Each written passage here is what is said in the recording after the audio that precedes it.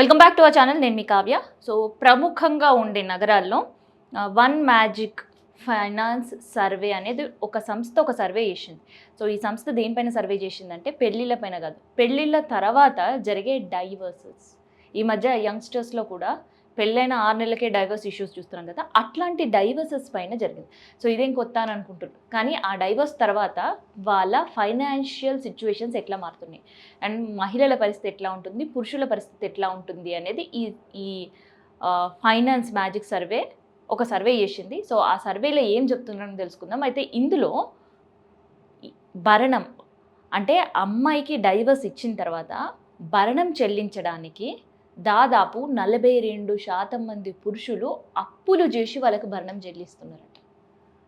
ఇందులో 38% పురుషులు ఈ సర్వేలో వాళ్ళు తీసుకున్నప్పుడు శాంపిల్స్ 38% మంది పురుషులు భరణంగా వాళ్ళ ఆస్తులు అమ్మాయికి ఇచ్చేసి రోడ్ల మీదకి వచ్చిన వాళ్ళ బతుకులను చూస్తే జాలి అనిపించిందంట సర్వే చేసే వాళ్ళకి.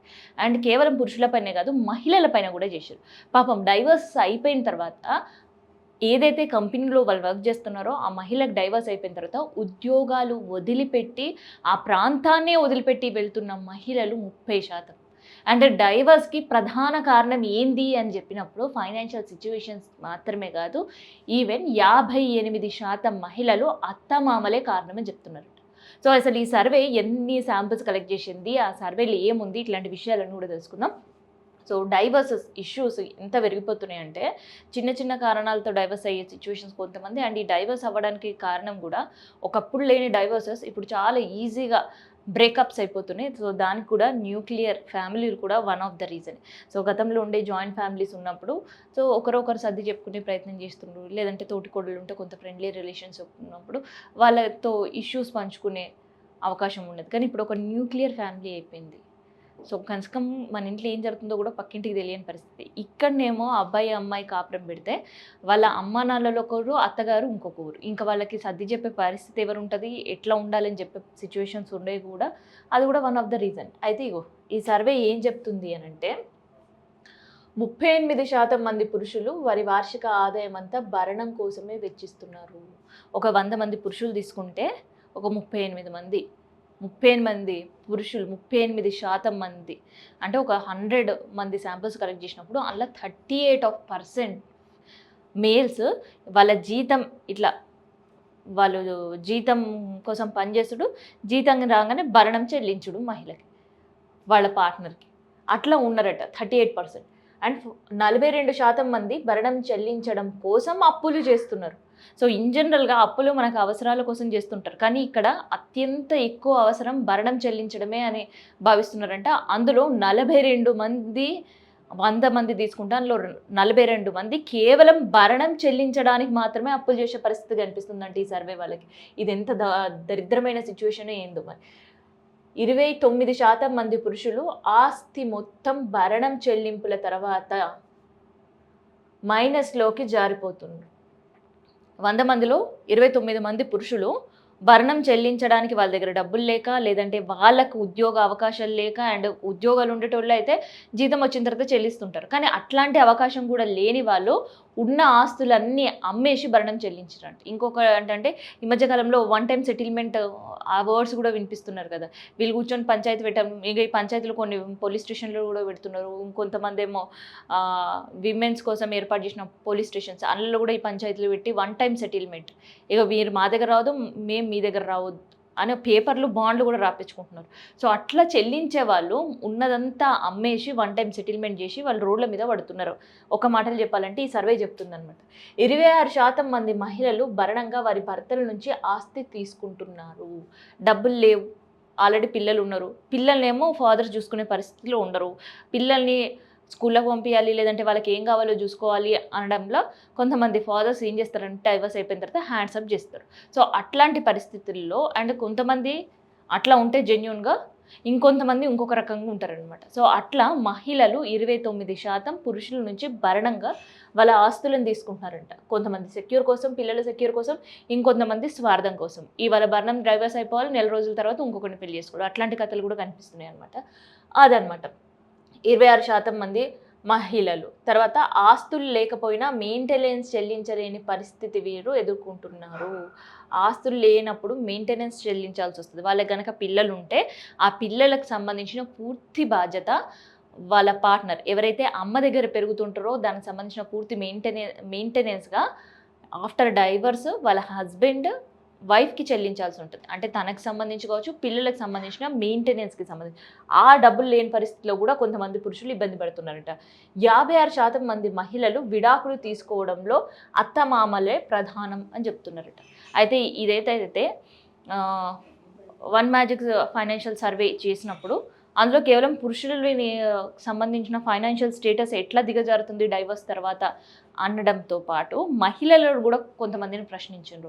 ఒక 100 మంది ప్రశ్నిస్తే అసలు మీరు ఎందుకు డైవర్స్ తీసుకున్నారు, దానికి మెయిన్ రీజన్ ఏంటి అంటే అందులో 56% మంది కోడళ్ళు చెప్పే కారణం ఏంటి తెలుసా, మా డైవర్స్కి కారణం మా అత్త మా మామలే అని.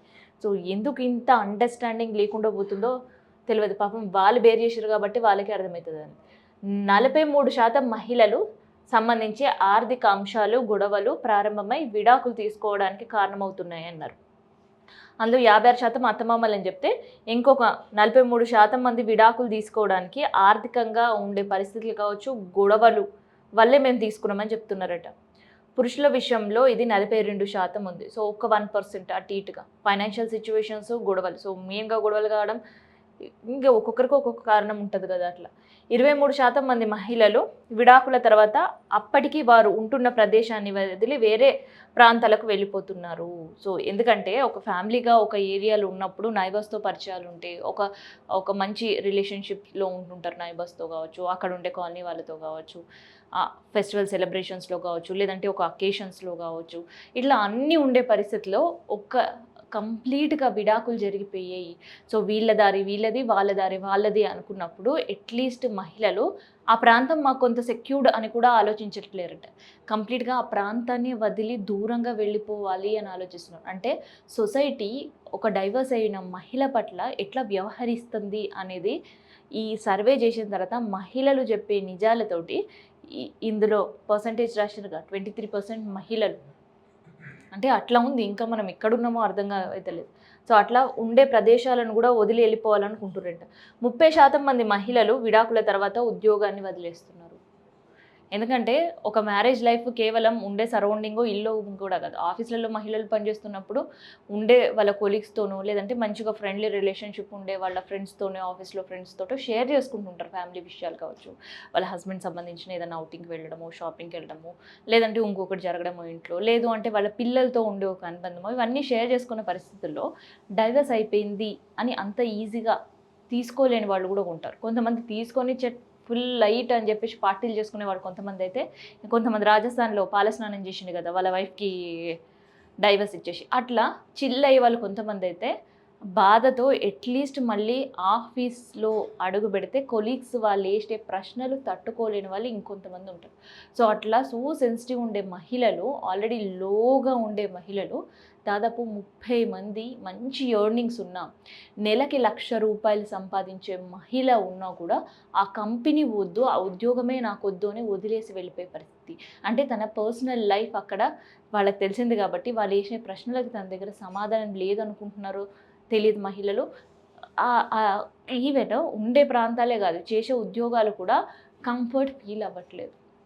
జీతం మాత్రమే కాదు, ఒక కంఫర్టబుల్ అట్మాస్ఫియర్ కూడా లేదనుకొని అట్లా కూడా ఉద్యోగాలు వదిలి వెళ్ళిపోతున్న వాళ్ళ సంఖ్య పెరుగుతుందట.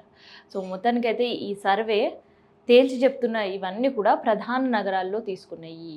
సో డెవలప్డ్ అనే కంటే కూడా హై రైజ్ బిల్డింగ్స్ అండ్ దాంతోపాటు ఎట్లా చెప్పాలి అంటే ఒక మంచి కంఫర్టబుల్ సిటీస్ ఏదైతే ఉంటాయో బెంగళూరు, ముంబై, ఢిల్లీ, తర్వాత హైదరాబాద్ ఇట్లాంటి ప్రముఖ సిటీలో చేసిన సర్వేలు ఇవన్నీ బయటపెడుతున్నాయి. సో భరణం పెళ్ళిళ్ళైనా అప్పులే, తర్వాత విడాకులైనా కూడా అప్పులు ఉండే పరిస్థితిలో ఈ జనరేషన్ అంతా కూడా దిగజారుతుంది అని సర్వే తేల్చి చెప్తుంది. సో పెళ్ళిళ్ళు అంటే పెళ్ళిళ్ళు ఒక సంబరం చేసుకుంటున్నాం కాబట్టి ఎంతో కొంత ఫైనాన్స్ తెచ్చి ఆడపిల్లల పెళ్ళిళ్ళు చేసే ఫ్యామిలీలు కొంతమంది అయితే ఆఖరికి వాళ్ళు డైవర్స్ అయిపోయిన తర్వాత కూడా కోర్టులని, కేసులని, తర్వాత అడ్వకేట్లకి ఫీజులని ఇట్లాంటివన్నీ కూడా చెల్లించడం దాదాపు 3 నుంచి 5 లక్షల రూపాయలు ఖర్చు చేసుకుంటున్నారట. డైవర్స్ తీసుకోవడానికి కూడా దంపతులు. సో ఇట్లుందనమాట ఈ సర్వే రిపోర్ట్. చాలా షాకింగ్ అనిపించింది కదా మీకు కూడా విన్న తర్వాత. నాకు కూడా చాలా చాలా షాకింగ్ అనిపించింది. ఈవెన్ పెళ్ళప్పుడు అప్పులు చేసుకున్నారంటే ఒక సంబరంగా చేసుకున్నారు అని అనుకోవచ్చు. కానీ పెళ్ళైన తర్వాత డైవర్స్ అయిపోయిన తర్వాత కూడా భరణం చెల్లించలేని పరిస్థితిలో కొంతమంది పురుషులు ఆస్తులే రాసిచ్చి వాళ్ళు రోడ్డు మీదకి వచ్చి దివాలా తీస్తుంటే, ఇంకొంతమంది ఏకంగా ప్రతి నెల ఆ భరణం చెల్లించడానికి మాత్రమే ఉద్యోగం చేస్తున్నారు. ఇంకొంతమంది భరణం చెల్లించడానికి మాత్రమే అప్పులు చేస్తున్న పరిస్థితి. సో ఇట్లాంటి సర్వేలు నిజాలు ఇట్లాంటి శాంపిల్స్ తీసుకొని నిజాలు చెప్తున్నప్పుడు అందరు కూడా ఒక షాకింగ్ అనిపిస్తుంది. సో అందులో ఈ సర్వే చేసిన రిపోర్ట్ ఒకటనమాట.